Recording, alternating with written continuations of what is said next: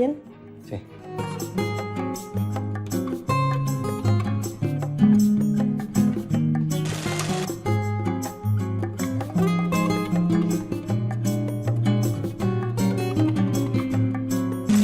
A ver, por ejemplo, acá, en el aula. Acá, ¿quién tiene el poder? ¿Ustedes o yo? Vos tenés el poder, maestra. No, estás equivocado. Yo trabajo para vos.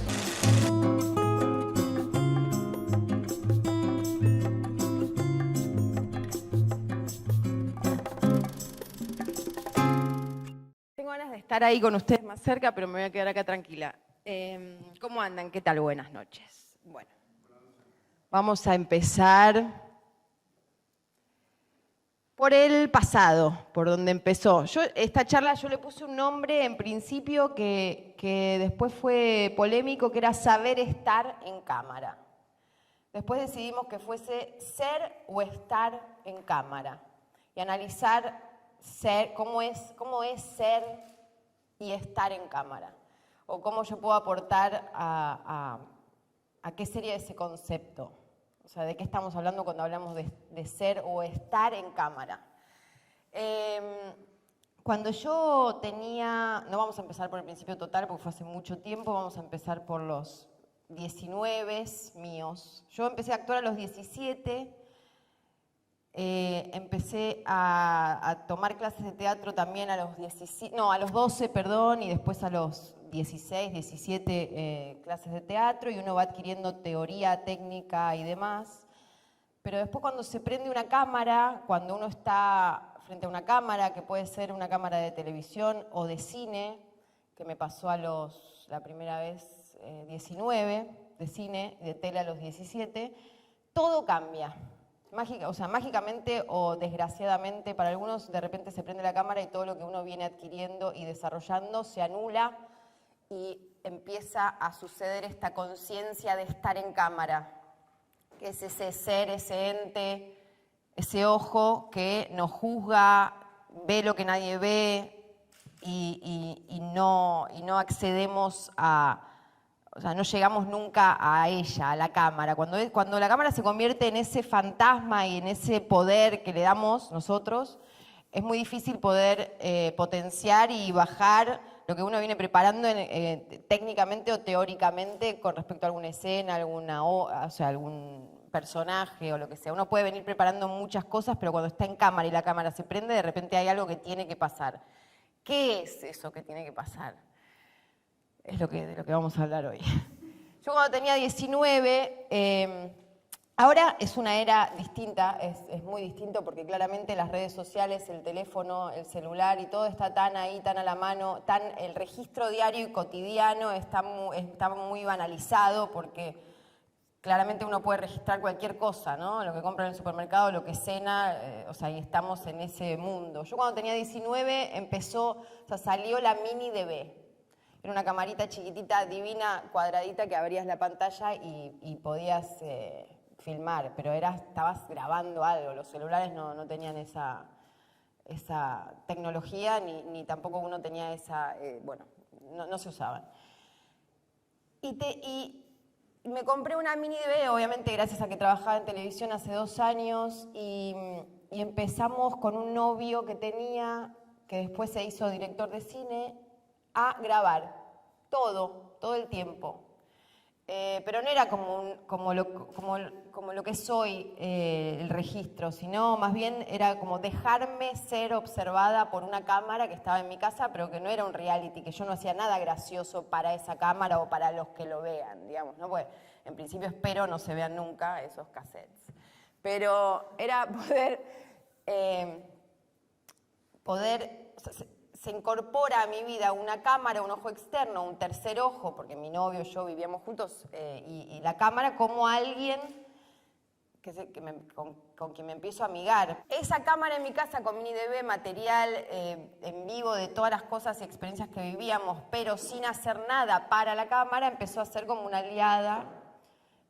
O sea, esa experiencia, ahora no sé cómo se recomendaría esa experiencia, si hay alguno acá que estudia actuación o está acá porque justamente le interesa eso, no sé cómo se trasladaría porque claramente las redes y los teléfonos han cambiado lo que significa ser registrado. Eso pasó a ser algo que me ayudó mucho a amigarme con ese ojo externo que finalmente es uno mismo. Ese poder que uno le da a la cámara, ese juicio que uno pone en la cámara, es el juicio que uno tiene sobre uno mismo. Cuando esa cámara, uno se amiga con ese ojo que nos mira y ese poder que uno le adjudica, te lo traes a tu propia cancha, digamos, si es tuyo, empieza a ser el objeto del deseo, digamos. Cuando empezás a dedicarle a la cámara la escena, y la cámara hace que uno exista, porque finalmente si no se prendiese la cámara la escena no existiría y nosotros tampoco en cine o en tele. Digamos, y cuando empezás a pasar como la libido, la empezás a poner en el ojo de la cámara que te filma y cuando tomás vida, cuando empieza la acción en cámara, bueno, ahí ya hay algo que siento que es fundamental para el actor, que es, o que fue para mí fundamental, que es entender que la cámara es como el dios del cine o de la televisión o del registro, ¿no? Digamos, entender que sin la cámara uno no existe y que todo es para la cámara, que todo lo que uno viene preparando es para, y es una aliada o uno debería hacer el trabajo de convertirla en una aliada. Es verdad que la cámara finalmente termina siendo la conjunción, o sea, el poder que la cámara te da cuando vos decidís que el poder de la cámara sea para vos, termina siendo la conjunción del trabajo que una o uno, como actor, actriz, viene haciendo con el equipo técnico, los demás actores, el director y el fotógrafo. Si la cámara es Dios, la Santísima Trinidad sería actriz o actor, fotógrafo, que sería la cámara, y el director. Esa sería la Santísima Trinidad, digamos, ¿no? El director si es un buen director, maneja el equipo técnico y hace que el equipo técnico esté contento y potenciado, digamos, haciendo un buen trabajo en equipo. Esto hace que los actores estén relajados porque el clima de trabajo es bueno y el fotógrafo, por supuesto, tiene que encontrar en lo que está filmando, o sea, un actor o una actriz, también el punto de deseo, poner la libido ahí. Cuando todo eso sucede lo mejor, que es cuando se prende la cámara, uno, ¿no? Como existe a partir de ese momento. A mí me pasa ahora, o sea, es tan así para mí hoy, tanto me gusta el cine y hacer cine, y no solo hacerlo, sino ver películas, me encanta y siento que es un recurso enorme y infinito, tanto me gusta que ahora lo que me pasa es que me cuesta mucho ensayar, porque digo, si la cámara no está, ¿viste? Como, ¿qué hacemos? ¿Para qué? ¿Para qué voy a ensayar una escena que tiene que ver con mucha emocionalidad o que implica demasiado, no sé, cuando es muy complejo la contienda actoral, cuando hay un duelo actoral, ¿no? Cuando de repente hay un duelo, o sea, tenés una escena que es re compleja, de mucho texto, de mucha emocionalidad con un compañero, es re difícil. No es por vaga o por ahí también, pero digo, soy de las personas que creen que los ensayos para cine o tele no son, o sea, sí para, bueno, saber qué vamos a hacer y todo, pero no creo en que eso... Spielberg dijo hace poco, no ensayo más, porque me ha pasado de ensayar y que finalmente en escena, cuando la cámara se prende, eso que viene en el ensayo no sucede y me frustro muchísimo. Entonces, es verdad que hay algo que está bueno charlar y hablar y preparar con el compañero y obviamente ponerle el cuerpo un poco si es que es necesario, depende de la necesidad de cada uno, pero es verdad que cuando se prende la cámara eso es único e irrepetible. Y lo que hayas ensayado o no, todo lo que venís preparando desaparece para estar existiendo en cámara. Está bien, yo actúo hace 23 años, empecé a los 17, tengo 40, o sea, hace mucho tiempo. Y sí recuerdo el principio de la actuación como una tortura, que era eso, acción, cámara y querer morir porque el ojo de la cámara, que somos nuestro propio ojo sobre nosotros mismos, es de un juicio muy terrible en general, ¿no? Como uno se siente inseguro, obviamente con 17 años es más, natural sentirse inseguro porque uno no sabe mucho de lo que va a pasar. Tenemos distintos tipos de cámara, ¿no? O sea, ahí está la cámara cámara subjetiva de un personaje, que sería la cámara cómplice, la cámara que vive con el personaje en la película, y entonces uno sabe que está ahí y que es casi uno la cámara porque te va acompañando. Hay una película que es un muy buen ejemplo de esto, que se llama Rosetta, que persigue la cámara en subjetiva. Subjetiva quiere decir desde el punto de vista del personaje, con referencia al personaje, porque es todo visto por ella. No, perdón, sin referencia al personaje, o sí en algunos momentos, porque es una película larga. Pero es la cámara cómplice, esa cámara que te acompaña y que ve todo con vos, que es como un poco vos, que es cómplice, y entonces no es que lo haces para la cámara, ¿se entiende? Pero también es una compañía y de repente tenés el fotógrafo pegado toda la película y haces caminatas y te pisás y todo, pero la cámara está ahí, entonces hay que encontrar la familiaridad con la cámara. Igual la cámara de cine obviamente es grande, ahora son más chicas, en mi época era con fílmico, increíble, pero real. O sea que no solo empezaba la cámara, sino que empezaba el ruido de tic, tic, tic, ¿no? Acción, y se escuchaba la cinta, que ahora en el recuerdo me agarra como una nostalgia enorme de la cámara, ¿no? Se prende la cámara. En fin, tengo mucho fetiche con la cámara, evidentemente, ¿no? Pero es verdad que si uno no lo tiene es muy difícil hacer una película, porque bueno, por todo lo que acabo de decir. Después está la cámara testigo, que es una cámara que la cámara testigo, la cámara que opina sobre lo que estás haciendo, que es esa cámara que te pueden poner enfrente y vos tenés que mirar lente o mirar a cámara, o te violan en una escena y la cámara está mirando, pero no te ayuda, obviamente, está la cámara. El otro día leí una entrevista de Lucrecia Martel muy buena, y una de las cosas que decía es que el cine adquiere el poder que adquiere cuando entra el sonido en juego. Me pareció interesante porque es verdad que sin sonido la contemplación de la realidad que sucede en el cine cinematográficamente desaparece. Pero si le pones sonido a un plano de una mano que toca un papel, ya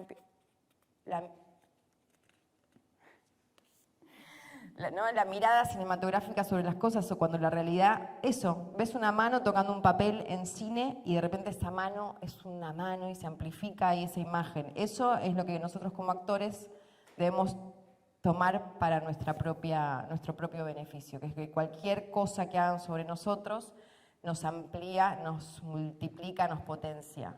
Claro, hay que hacer un gran trabajo con uno mismo, ¿no? Sentirse seguro y, en fin, y para eso hay que trabajar previamente muchísimo para que eso se vea en cámara, después estar tranquilo con que desaparezca todo el trabajo, pero que uno esté tranquilo en cámara. Hay una escena que a mí me gusta mucho de complicidad, actriz, cámara mía, igual no es autobombo, pero es una experiencia reciente, que en La Cordillera hay una escena, no sé si la vieron en La Cordillera, pero hay una escena donde a mí me hipnotizan y la cámara fue un día entero de hipnotizarme, y la cámara va acercándose a primer plano y termina acá.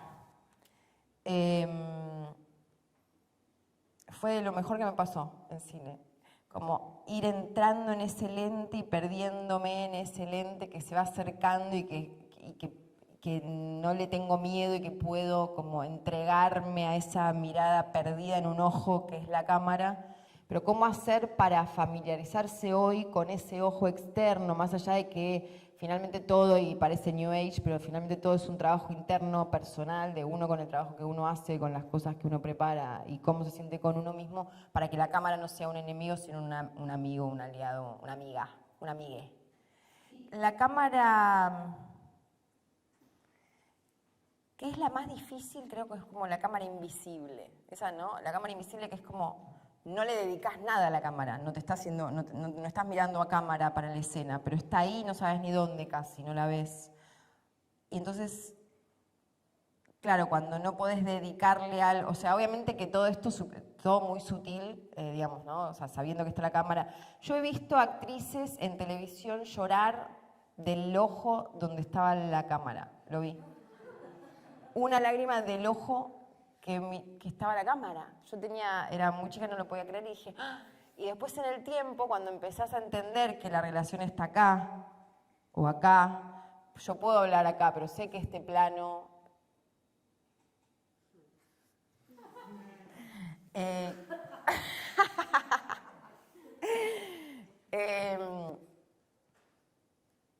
¿Cómo quitarle el miedo? ¿Vieron que hay actores excelentes? O sea, primero que en Argentina están de los mejores actores del mundo, pero después, ¿vieron que hay actores excelentes de teatro que cuando les ponen una cámara, y son actores geniales, que de repente hay algo que prende la cámara y se desarticula y hay como no te das cuenta, pero hay algo que está pasando con la cámara, como objeto y como intruso, porque eso es lo que pasa, ¿no? Entra en la cámara y es como de repente esto que ya vengo diciendo desde el principio, te juzga. ¿Cómo hacer para que todo el potencial que uno tiene florezca en cámara? ¿Cómo hacer? ¿Qué dicen? ¿Cómo hacer? No, por eso pensaba qué difícil aconsejar el tema de cómo hacer hoy día para que la cámara sea un objeto, porque no se van a ir a comprar una cámara, ¿cómo se llaman? Una Vexa, Plexa, así esas. Es muy difícil, son carísimas y no da. Las mini de Bella salieron de circulación. ¿Cómo hacer para familiarizarse con ese objeto? Digamos, ¿cómo hacer para que eso se capitalice, como la cámara capitalice tu trabajo previo y posterior? Es muy difícil hoy, estoy pensando. ¿Qué le diría a alguien que quiere actuar en cine, que nunca lo hizo, y cómo hacer? Hay un montón de técnicas, en realidad. A mí una que me sirvió muchísimo cuando empecé, la primera película que hice yo fue Plata Quemada en cine. Y eran todos actores como grandes, yo tenía 19, no, 20, bueno, 20, ponele. Me lo tomé muy en serio, porque estaba asustadísima, y era en fílmico, y era muy difícil, porque es verdad que cuando hablas en fílmico, allá no pasa, por un lado, por suerte, y por otro lado no se sabe, pero... O sea, fílmico es hermoso y se ve hermoso todo, pero es verdad que cuando que compite con el actor la cámara, porque hace mucho ruido la cámara de cine, hace toc, toc, toc, toc, ¿no? Martillaba. Y es verdad que en esa época hay un buen método para mí que es como, que lo había escuchado de Tarantino, creo que escribe cada escena recurriendo a una canción, a un tema musical. Puede ser que agarrase, o sea, entonces él lo contaba en la entrevista, que es que agarraba una canción X de algún, que se le había, no sé, que lo inspiraba y se la adjudicaba a una escena. Él, como es Tarantino, podía pagar todos los temas que se le ocurrieran y las mete después en las películas, son las canciones que vemos. Y me pareció una buena idea para poder abstraerme de la presencia de la cámara y del equipo. O sea, en un momento primero tenés que... vencer esa barrera de que te acaban de cagar a trompadas, digamos, en una escena y tenés que estar llorando frente a una cámara, digamos, y está todo el equipo técnico viendo, midiendo, nadie están haciendo sus cosas. Entonces, una buena manera fue en Plata Quemada elegí una canción para cada escena. Re metódica. Entonces, el día de la escena estaba todo el día con esa canción, o previo, cuando estudiaba la escena, escuchaba esa canción. Entonces, llegaba al set y solamente poniendo la canción, todo ese trabajo que venía haciendo con la escena sucedía, porque me quedaba con los auriculares hasta último momento en esa canción. Ese método lo uso hasta el día de hoy, digamos. Hay discos, La Patota es todo Leonard Cohen, canciones de amor y odio, entero. Ese disco fue La Patota entero. Después...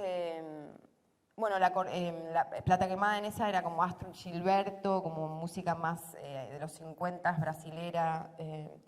Y está bueno ese trabajo, porque si hay una canción que te inspira una emoción es mucho más rápido el tránsito, no tenés que pensar tanto y todo eso que pasa y se mueve alrededor no es tan invasivo, porque estás todavía en un mundo musical que te va acompañando. Después te sacan y te quedás ahí tratando de reproducir ese...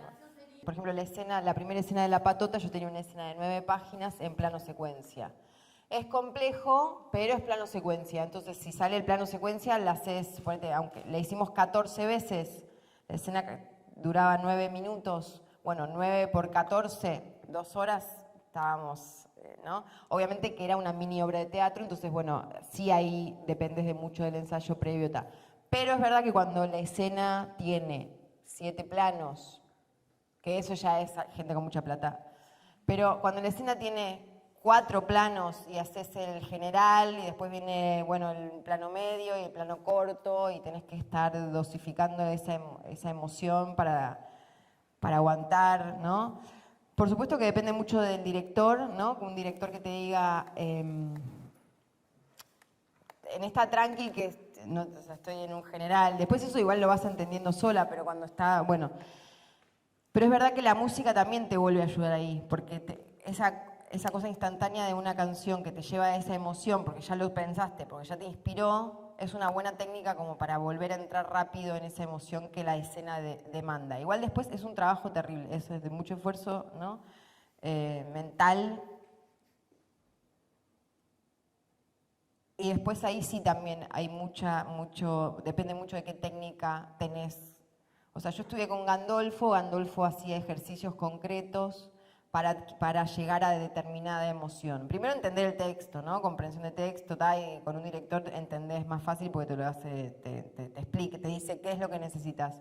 Pero después hay ejercicios técnicos como para llegar a una angustia extrema, violencia, furia, que son las peores emociones que hay que mostrar. Y después es verdad que ahí yo personalmente me apoyo mucho en los compañeros, entonces es verdad que a mí me sirve mucho cuando cortamos, hicimos el general, cortamos, vamos al plano medio, ¿no? Que desde vuelta puesta de luz, porque esto es muy complejo, eso que uno ve en 2 segundos, 1 minuto, una escena, duró un día. Y es plano general, plano y contraplano medio, plano corto, de repente si la escena requiere como ir entrando en el drama de la escena o querés acentuar algo, ¿no? Como director, y dura un día. Y entonces, a mí lo que me sirve es, hacemos el plano, cualquiera sea, amplio, lo que sea.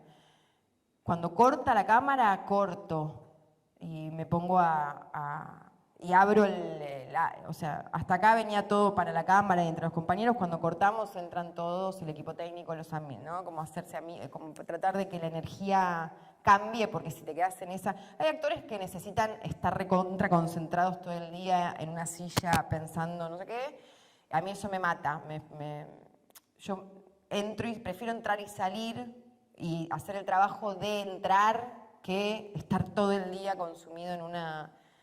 Primero que te quedas eso, muy solo, hay algo de una soledad que me parece rara para actuar, a mí no me... O sea, esos actores que sí respeto porque son buenos, porque los ves y efectivamente responden bien a las escenas y en lo formal son buenos. Cuando ves actores que se están comunicando, entreteniendo uno al otro y están conectados porque lo que te divierte de la escena después de haber hecho 30 planos, o sea, 30 tomas de distintos planos, es estar con el otro, viendo qué hace y agarrarte de eso nuevo que te da. Es una manera de disfrutar el rodaje de otra manera y de cómo dosificás la energía para que después, bueno, concentrar de vuelta y va de vuelta, ¿no? Pero es una energía que se corta, se limpia, digamos, y volvés a meterte. Igual es verdad que depende también. O sea, porque ahora me acuerdo que en la escena de la cordillera, en el pasillo, el padre camina hacia mi personaje, que es Marina, que está lo quiere matar y se quiere ir y cree que es un asesino, porque, bueno... Y era una escena, plano secuencia de pasillo que yo tenía que aguantar todo el día como hasta que llegaba la cámara y todas las tomas que fuesen.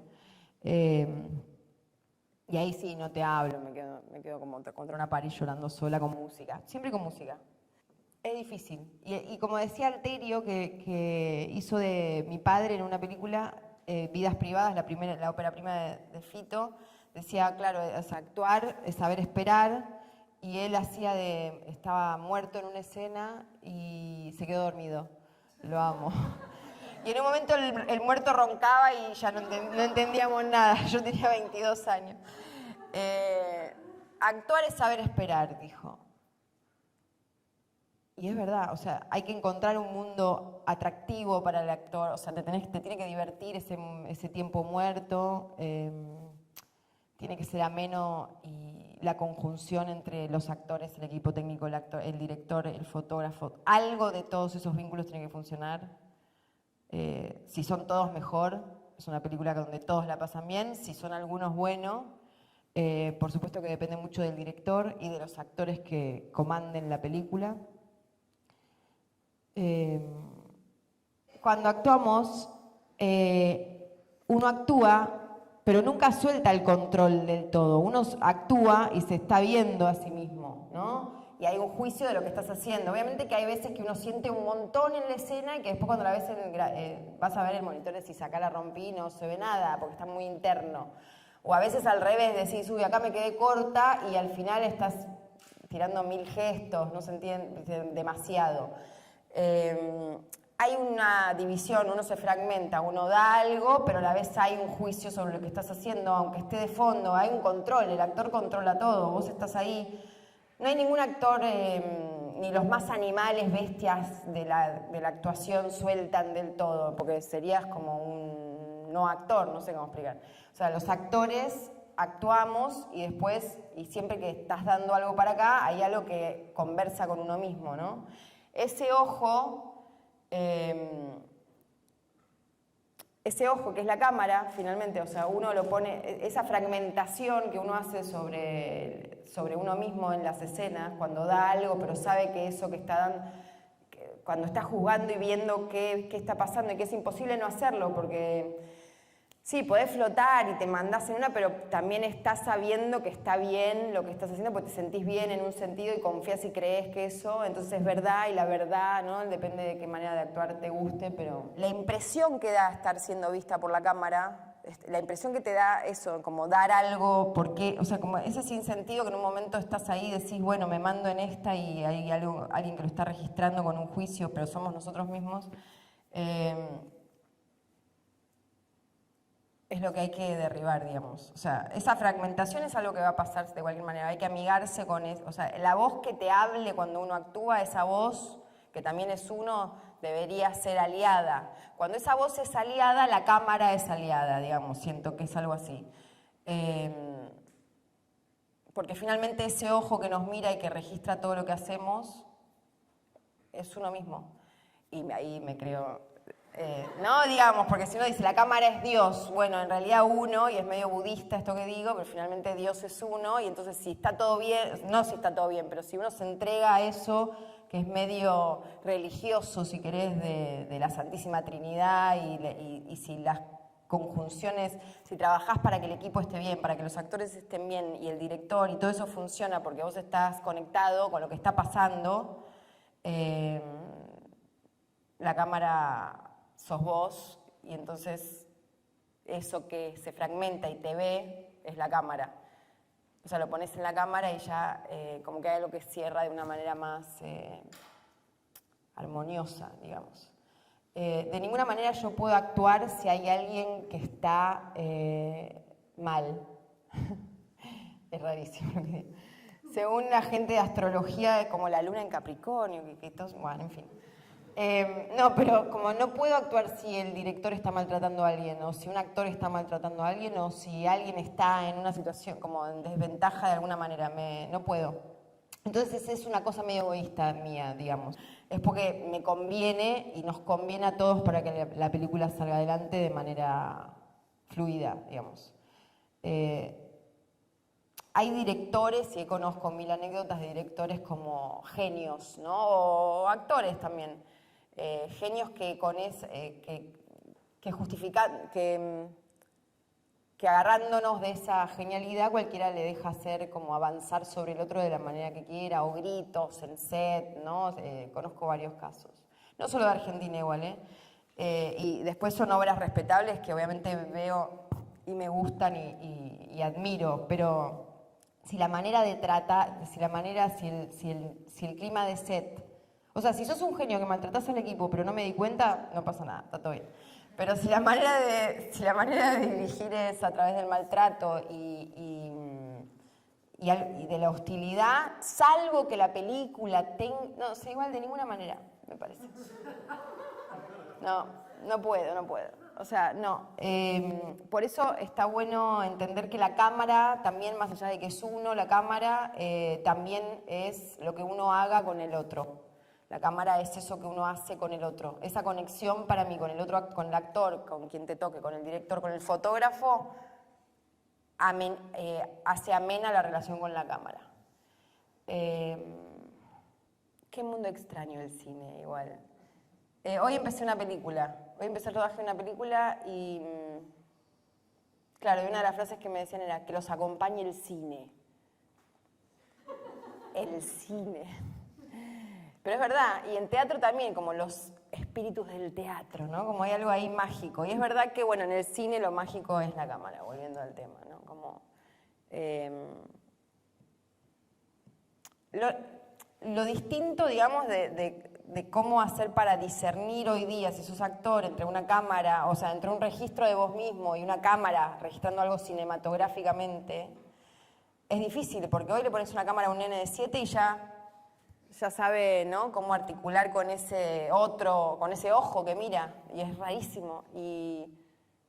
O actuar para un video, ¿no? Como mi hija de 7 me hace en el video, ¿no? Y entonces no sé cómo sería hoy para un actor que empieza, cómo darle un valor, cómo hacer que eso tenga un valor especial para uno como actor o actriz. Hay algo que tiene que ver con saber estar en cámara, digamos, ¿no? Ser o estar en cámara. Cuando uno se deja transcurrir en cámara y eso no te da ansiedad, o sea, a mí lo que me benefició la cámara en mi casa y tener un novio que estaba como curioso con la imagen y el cine, y yo también, y dejándome registrar de esa manera, me ayudó a poder transcurrir en el tiempo sin una ansiedad de hacer algo para la cámara. Entonces, cuando después haces una película, podés estar, y que estar siendo registrada, filmada, sin ponerle un peso específico a eso, o más del que tiene, digamos. Y eso sí me ayudó bastante. Fueron como... Bueno, de ahí salió Caja Negra. Caja Negra, que es de Luis Ortega. Luis Ortega, él era mi novio. Él tenía 17, yo 19, y grabábamos todo el día todo. Y entonces sí hay algo como de grabar, contemplar a través de la cámara y dejarse contemplar por una cámara como si fuese una persona. Rompió ahí unas barreras mías con la incomodidad que generaba ser observada, que finalmente es el propio juicio, ¿no? De ser observado por mí misma haciendo esto que me está saliendo mal, o lo que sea. Pero sí, creo que dejarse registrar es una buena técnica, pero no por un celular. Igual hay películas que se hacen con celular también. O sea, en realidad no sé cómo sería romper las barreras, soy de otra época, pero... Me parece que en comparación con el cine mundial, si querés el argentino, diría que hay, primero que creo que tenemos de los mejores actores que hay, que habría que darle oportunidad mucho más a los que no conocemos que seguir como las mismas figuritas de siempre, que de a poco se va abriendo eso, que hay grandes directores, que la necesidad que surge de estar en un país y tan en el sur del mundo, digamos, tenemos muchas cosas que contar, digamos, desde la necesidad, desde el dolor, desde lo que no está bien, desde las cosas que queremos cambiar, hay muchas cosas para decir. Entonces el cine sí o sí tiene contenido. No es lo mismo que el cine español, de repente, que no saben qué contar, porque está todo como, tienen los subsidios, está todo bien, no explota, no está... Bueno, hace poco... pero... No, pero claramente los países que estamos en cambio constante y queriendo un cambio y en necesidad constante y la necesidad es una fuente enorme de cuentos y contenidos, porque justamente el cine viene... No, el cine no va a cambiar nada, no es milagroso, pero digo, yo no creo que sea milagroso para nada, pero sí creo que culturalmente es tan importante ver una película... o que una película chiquita nuestra, que son las que justamente están empezando a no poder hacerse, digamos, esas películas que se hacen y que por ahí en las salas tienen 5.000 espectadores o 10.000, se van a cualquier país del mundo a un festival y muestran nuestra cultura y tienen premios y se valoran de otra manera esos trabajos y esfuerzos. Me parece fundamental que se haga cine. Aguanto mucho el director que dirige hoy día, aguanto mucho la gente que trabaja en cine acá. Acá se trabaja increíblemente en cine. Los equipos, los técnicos son de un nivel altísimo, los actores son buenísimos y los directores también. Y cada vez hay más y de todo tipo, pero se trabaja bien, o sea, muy bien. Trabajé en España y trabajé en México y en alguna otra cosa y hay una conexión especial con la... Somos igual los argentinos en general, para alabarnos un poco, tenemos una celeridad particular que tiene que ver con un ritmo y con una cosa de hacer y tal. Esa manera de hacer cine está buena y sucede en las películas. Ahora estoy filmando una película que va a tener 4 semanas y es bastante compleja, pero que se hace en 4 semanas. Es verdad que como hay menos plata, hay menos tiempo para rodar y hay 1000 cosas que perjudican, pero a la vez desde esa necesidad también salen obras que, bueno, tenés una semana para hacer algo, listo, con todo. Y entonces hay una energía distinta a que tenés 8 meses, ¿no? Que sería hermoso también, pero sería como ser el elenco estable de un teatro, filmar así. Me acuerdo que yo estaba en Barcelona, estaba viviendo en España y fui a ver el rodaje de Beautiful, la película de Iñárritu. Estaba embarazada yo, llegué al rodaje y estaban filmando un plano de una persecución en el parque de Barcelona, no sé, en la plaza más conocida. 1000 cámaras, persecución a los vendedores senegaleses que vendían no sé qué en la calle, bueno, persecución. Fui a Madrid, tuve mi hijo, no sé qué, a los 4 meses vuelvo al rodaje, estaban haciendo la misma escena.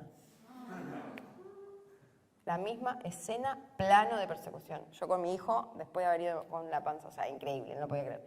Estaban hace 6 meses filmando, o sea, yo fui así, volví, tuve el hijo, y 4 meses después estaban haciendo el mismo plano. Eso no, me parece. O sea, no, yo prefiero ya, dale, hagámosla, veámosla, vamos al cine a verla, digamos. Pero un director una vez me dijo, le dije, ¿cómo hacemos la escena de mañana? Estábamos en el Bolsón haciendo Salamandra, es una película que no se estrenó, que tuvo problemas con los productores, en fin, se estrenó en Malva. Yo tuve que bajar 1000 kilos, pesaba 43 para hacer la película, ahora peso 53, o sea, yo en este tamaño, 10 kilos menos, dieta 6 meses, loca. Todo por la película. Bueno, ahora estoy a dieta de vuelta porque tengo otra enfermedad. Los actores y las dietas, eso también podía ser una charla buena. Y no como Marlon Brando, que dejó de actuar porque no quería hacer más dieta. Estaba harto. Es un infierno. Pero eso es un paréntesis. ¿Qué infierno? Estaba en el Bolsón, había adelgazado como 10 kilos, un trabajo de 1000 años. Me acuerdo que me encuentro con otro actor que, ya estoy mil anécdotas, pero me encuentro con otro actor que lo habían llamado para la película y nos encontramos y yo empecé a ayudar al director a hacer los castings desde que había quedado en el personaje. Entonces el actor me dice, estoy haciendo tal cosa y la serie de tal cosa y no sé qué de Fox y tal, y una propaganda no sé qué, ¿vos? Esta película, le digo. Como, ¿no? Y yo estaba reconcentrada en la película, bueno, adelgacé a 43 kilos, es un montón. Se parecía enfermo, o sea, tenía un cuerpo muy huesudo y una cabeza muy grande. Y estábamos haciendo esa película en el Bolsón, yo me fui sola como 3 meses a una casita con mi perro, me iban a visitar y tal, amigos, o me alquilé un auto, no la pasé bomba. Me alquilé un auto, todo, y de repente había una escena muy difícil al otro día, que era de un texto, como el director era muy gracioso, Pablo Agüero, me decía, tenés que hacer toda la escena imaginando bebés flotando. Bueno, le digo, bien, pero ¿cómo hacemos? Mañana, ¿cómo hacemos para la escena? Me dijo, bueno, anda al río y tírate. Ok, le digo, pero ¿ahora? Sí, ahora. Pero la escena es mañana. Sí, pero anda al río, tírate. Y con eso, tírate conmigo, le dije. Bueno, me dijo, pasamos a buscar. Lo paso a buscar en el auto. Yo decía, no entiendo de qué habla. Buah. Lo paso a buscar. vamos a un río, en el Bolsón, él era del Bolsón, era septiembre, octubre, o sea que no hacía calor. Llegamos al río de noche, me dice, no sé qué, bueno, dale, voy. Entonces me tiro al río, pero a una distancia, te estoy hablando de menos de medio metro y casi me muero de hipotermia. Hipotermia. ¿Alguien se ve? Hipotermia. Me agarró como un shock de frío terrible y salí del agua como espantada. Me dijo, así haces la escena mañana. Y me pareció bien. Llegué a lo que dije, bueno, igual cómo revivís de vuelta como esto, ¿no? ¿Cómo haces para que esta energía de una cosa... Y bueno, cualquier cosa que te sirva está bien. O sea, cualquier cosa. Si vos creés en el director porque vos decidís creer, porque si no querés creer en el director, no hagas la película, hay algo de eso también. Después te puede pasar que hay uno, como decía, cuando la esponja es el director, en fin, todo. Pero hay algo como, vos estás haciendo una película, es un acto de fe. ¿No? Estás creyendo que la cámara es Dios, estoy hablando de eso. O sea, es un acto de fe de un grupo, todo el grupo tiene que estar en una comunión semejante para contar este cuento que es común a todo este grupo, como esta charla ahora nosotros. Entonces estás creyendo en que yo estoy diciendo algo que es importante, o interesante, o intrigante, ni idea. Pero entonces vos estás haciendo la película, el director te dice eso, y si vos no confías es como, es raro. A la vez...